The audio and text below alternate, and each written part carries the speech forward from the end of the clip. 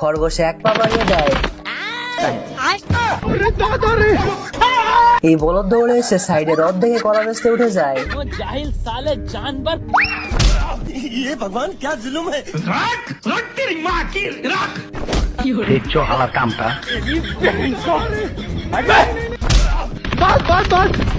আর পেছন পেছন এই বলদ আসে।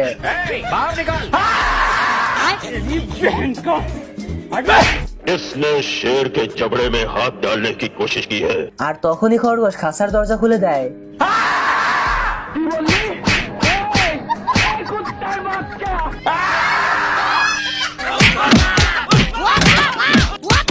খরগোশ পালিয়ে এসে একটা ঘরের মধ্যে ঢুকে যায়। কাম সারছে, এই ঘরে তো শুধু সিংহ আর সিংহ। খরগোশ তো আস্তে আস্তে উপরে উঠে যায় আর উপর থেকে একটা অ্যালার্ম করে নিচে নামিয়ে দেয়।